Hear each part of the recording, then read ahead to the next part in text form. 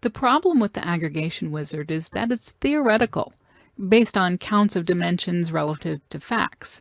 There's really no point creating aggregations if they don't help queries that are actually executing. Fortunately, we can use usage-based optimization to find out what queries are running and can design aggregations to better support those queries. To work with usage-based optimization, we first need to configure the query log on the analysis server. Here are the 4 properties we need to set. By default, the query logging mechanism is not enabled, so we'll need to set the create query log table property to true. We'll also need to provide a connection string for our SQL Server database where we want to store the log. In addition, we need a sampling rate. In the beginning, you should change this to 1 to capture every query. And last, we identify the name of the table in which to store the query log data. Now, if we create a query log table name and it doesn't exist already, Analysis Services will create it. But if it already exists, it just continues to use that table.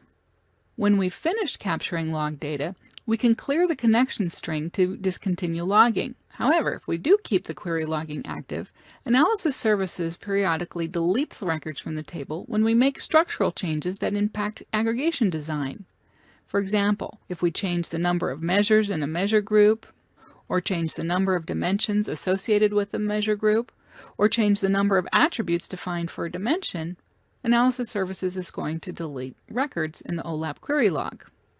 After we enable usage-based optimization, we need to let user queries execute for a period of time, say a week or a month.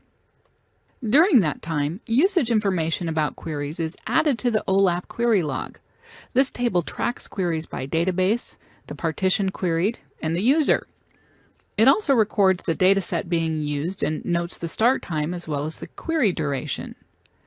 Now the dataset is in a format that's not very usable for us, but it matches the query subcube event that we see in Profiler. When we're ready to design aggregations based on usage, we launch the usage-based optimization wizard.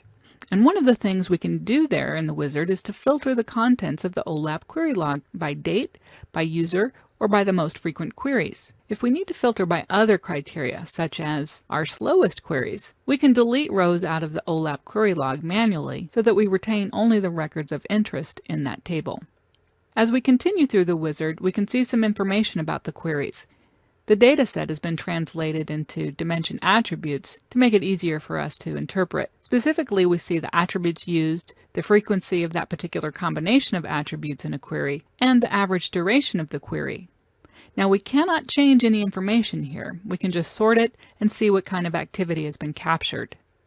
The remainder of the usage-based optimization wizard is very similar to the aggregation design wizard.